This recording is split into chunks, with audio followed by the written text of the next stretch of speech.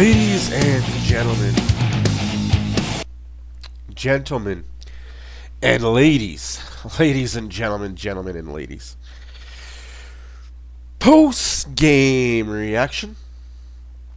Oilers, Anaheim, Game 36. The Oilers lose to the Anaheim Ducks.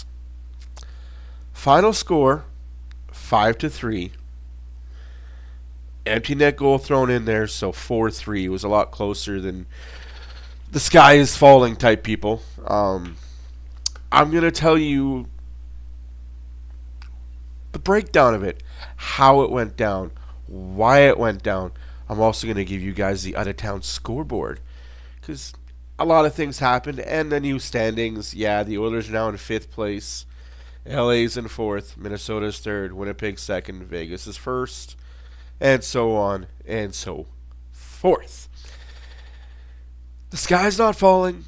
It's not the end of the world. Picard's not to blame. Nurse is not to blame. Stuart Skinner's not to blame. Bouchard's not to blame. There's nobody to blame individually. It's collectively as a whole and some of its parts. I'm going to leave you with this little bit, and just tidbit that I got to tell you. And I will take this to my grave in this and believe in this. A team with grit will beat a team with skill 9 out of 10 times if that team with skill does not have will as well. Let me tell you that again.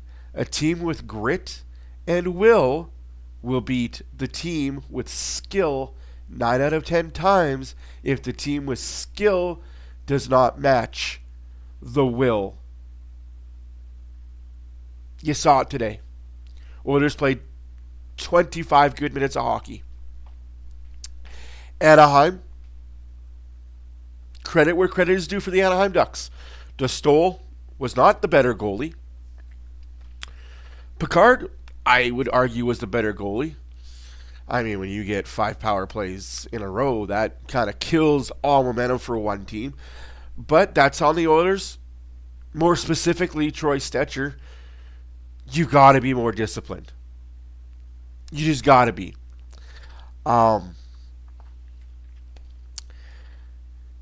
going to talk about the goals. I'm going to break down the goals very quick for you. But first, as always, let's get around the NHL.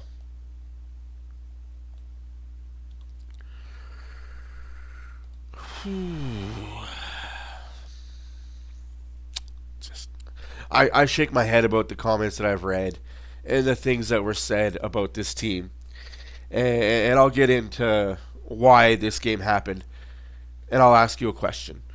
So, today's games, the Sabres beat the Blues 4-2. The Oilers lost to the Ducks 5-3. The Red Wings beat the Capitals 4-2. The Canadiens beat the Tampa Bay Lightning 5-2. But, the Tampa Bay Lightning are way better than Montreal. How could they lose? Oh, it's got to be bad goaltending. Oh, those forwards suck. The defense sucks. Oh, the sky's falling. Pittsburgh beat the Islanders 3-2. The Senators beat the Wild 3-1. The Wild, who are in 3rd place in the Pacific, lost to the lowly Senators. Not going to get into it. The Golden Knights beat the Flames 3-0. The Stars beat the Blackhawks 5-1. The Kings beat the Flyers 5-4. Now that you got it good and understood, let's move along, shall we? More specifically, let's move along in this game. Oilers started out hot on the power play. One power play goal. Draisaitl assisted by McDavid and Bouchard. Draisaitl extends his point streak. McDavid extends his point streak.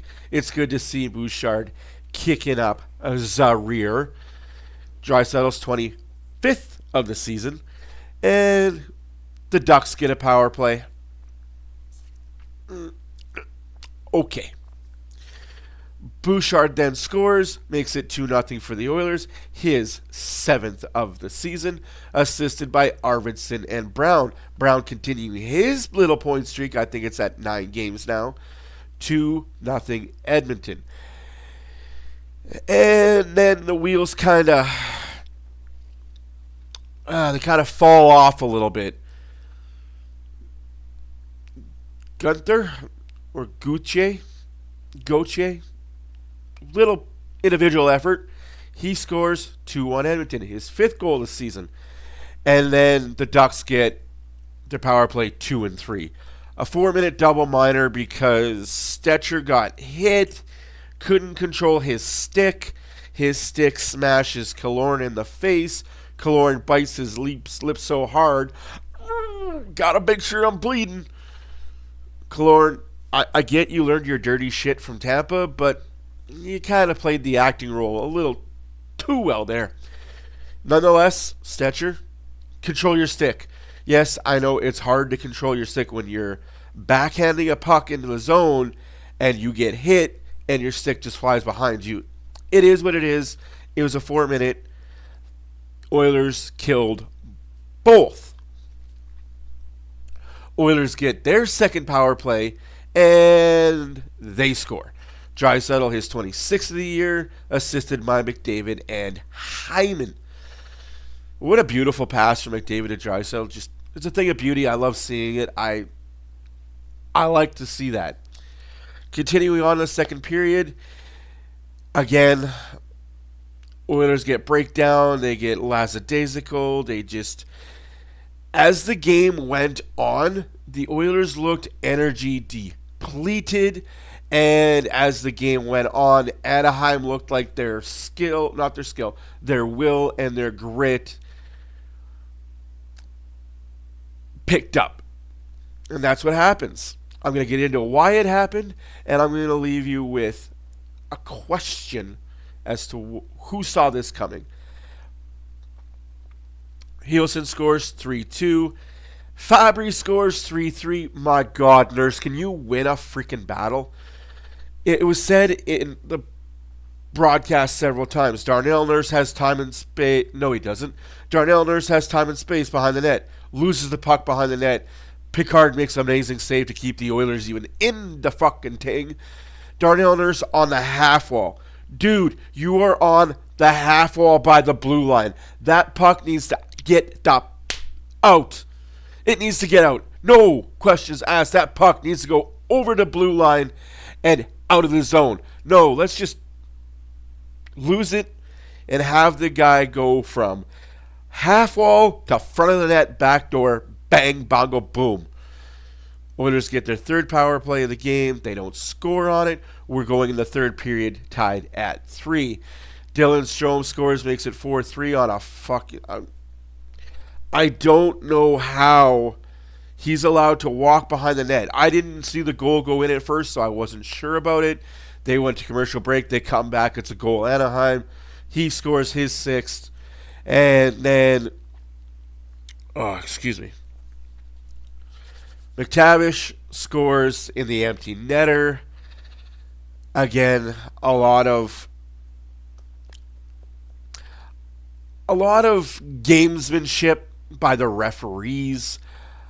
I get you don't want the Oilers to be on the power play 95% of the game, but if you just call a penalty.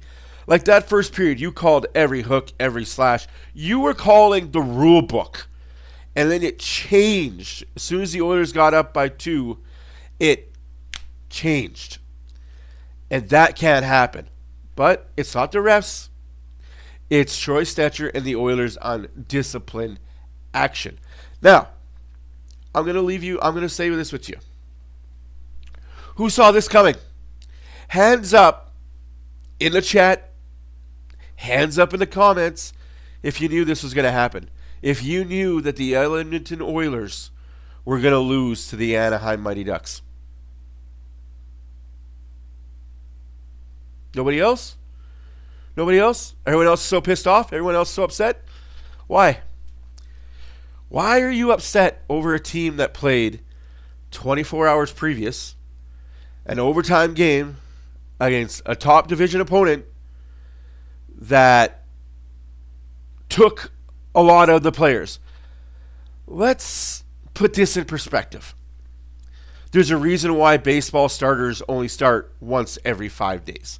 There's a reason why goalies don't go back-to-back very often, because of energy depletion. The Oilers played the LA Kings Saturday at 2 p.m. We can all understand that. Game ended about 6 o'clock, 5:30, 6 o'clock. Went into overtime. During that game, how many of the Oilers played and probably spent a lot of their reserve energy and energy? Yeah, they just got off of the Christmas break, but turkey-legged, haven't practiced or played in a while, kind of get back in the groove, lethargic, and it looked it, but LA looked it too. But LA and Edmonton used all their energy up, majority of it, to face each other, to hit each other, to take out each other. So now the Oilers the next night have to travel to Anaheim, who played the night before, the same time, against Philadelphia. But Philadelphia didn't work harder than Anaheim. Philadelphia didn't hit Anaheim. Philadelphia didn't have Anaheim use their depletions. Philadelphia didn't even put up a fight. You see what I'm going here? I'm not making an excuse. I'm giving you facts. The fact is, Edmonton came into Anaheim a tired, energy depleted, kind of had to just muscle their way through it. And for the first part of the game, they did. For the first part of the game, they did. But as the game got on, you could see it. You could see it as the game got on. The skill was still there, but the will and the grit was just kind of getting knocked down. Whereas Anaheim, their will and their grit was getting ramped up, and then it came with the skill, where Edmonton's skill was still there, but the will and grit was just getting knocked. It's one of those games that, unless you know sports, unless you actually physically, psychologically pay attention to the human mind, the human body, the sports psyche, you would know, or you wouldn't know, that this game should have been an Anaheim blowout. Wait, what the fuck did he just say? What the fuck did this guy just say? This game should have been an Anaheim blowout. Anaheim should have been up early, been up often against the Oilers, especially getting 5 power plays back to back to back to back. Don't like it, do you? Fact is, Anaheim should have beat the Oilers by 3 or 4. They beat them by 1 with an empty netter, technically 2. But the score should have been 4-1 Anaheim, 5-1 Anaheim. But it wasn't, because the Oilers' skill and the will at the beginning of the game, despite being energy depleted, because they had to, use so much playing LA the day before. But we as fans are going to go into the chats and go on the Twitterverse, go on Facebook. Oh, this team sucks. F this team. Garbage. Nurse sucks. Picard is bad. No. Energy depletion matters.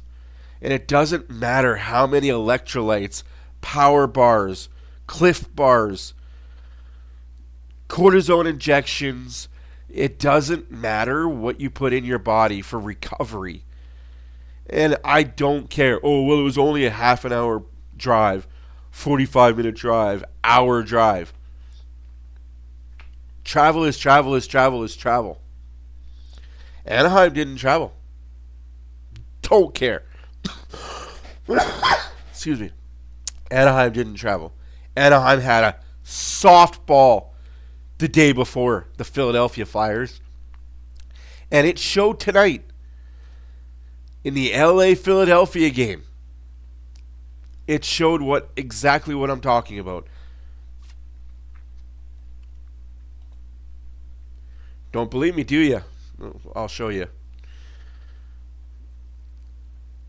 I'll show you why. Fiala scores, makes it 1-0 LA. Then Philadelphia makes it 2-1. Kempe ties it. We're going to second period. Philadelphia scores. And then, wouldn't you know, the power play comes. Perfect timing for that power play to come for LA, isn't it? But, in total, Philadelphia outshot LA, blocked shots, and this is Philadelphia. Not a very good team. I'm giving you facts here, guys. I'm giving you straight facts. LA was also a tired team, and they got away with it because they didn't travel. Anywho's, we're going to do Lubo's awesome stats. Again, thank you, Lubo, for being amazing. And I'll leave you with that. I'll leave you with that question. Did you see this win happening for the Oilers? Or did you know this was going to be an Anaheim shit-kicking to the Oilers? I thought Anaheim was going to shit-kick the Oilers. That's just me. Apparently, I'm the only one that sees it that way. Any whoosies? Oh, yikes. That's not cool. Top three for the Oilers. Draisaitl, 21.32, 21.50 production, 9.98 in the rating. Evan Bouchard, 22.13 on the ice, 16.50 for production, 7.43. Connor McDavid, 21.20, 10.25, 4.80. Honorable mention, Victor Arvidsson, only Oiler to have a plus on the day. Also, Adam Henrique, welcome back to Anaheim. First game back since he was traded. Now, here's something else I really want to talk to you about. I think it's important that we talk about this. Bam. Oilers are 21-12-3 now. They lost 5-3 to the Anaheim Ducks, who are now 14-17-4. Draisaitl, Bouchard, Draisaitl, Picard, 27 for 31, 8.70 save percentage, 4 goals against. Empty netters don't count towards his goals against. You got it good understood. Gauthier, 5th goal. Hellison, 2nd goal. Fabry, 5th goal. Strom, 6th goal. McTavish, 5th goal. Empty netter. Strom gets the game-winning goal. Dostal, 20 saves out of 23 shots. 8.69 save percentage, 3 goals against. Picard had a better save percentage. Interessante. Picard was the better goalie on the night. Interessante. But we want to sit here as Oiler fans, blame the goaltending, blame the defense. Why don't we, once in a while, just once in a while, say, hey, it is what it is. The other team was just better that night. But I will guarantee you play that game 20 times, the Oilers are going to win the majority of them. Not under these circumstances. I'm going to say 50-50. It'll be a toss-up 10-10. You play this game 20 times, each team is going to win 50-50. Because if you can't match the will, no matter how much skill you have, you will never beat the team that has will, that has grit and determination. because that will outdo your skill when you refuse to play with the will, the grit, and determination. And again, the Oilers did it for half a game, 25 minutes maybe. But they got away from it. They thought, hey, we're up 3-1. What do we need will for? What do we need grit for? What do we need determination for? What do we need drive for? What do we need energy for? Just not good enough. It's okay, the Oilers are back at it on Tuesday. New Year's Eve against the Utah Hockey Club in Edmonton. We'll be live for that, so hopefully you enjoy that. Again, shots in the first period, Anaheim 6, Edmonton 5. Second period, 17. You got me? 17 for Anaheim, 8 for the Oilers. 0 for 5 is Anaheim on the power play, 2 for 3 are the Oilers. Hits 26-13 Anaheim. Block shots 14-13 Oilers. Giveaways 17-8 for Anaheim, giving away the puck way too much. Takeaways 5 for 3 for the Oilers. We see Anaheim again January 3rd, March 4th, and April 7th. Oilers are going to win all 3 of those games badly.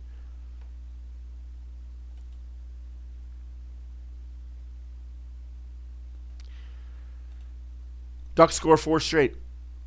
Not good enough by the Oilers. To a man. McDavid, Draisaitl, Hyman, Hopkins, Henrique, Bouchard, Ekholm, Nurse, Stetcher, Brown, Janmark, Derek Ryan, Emberson, Picard. To a man. That second period and halfway through the third was not bleeping good enough.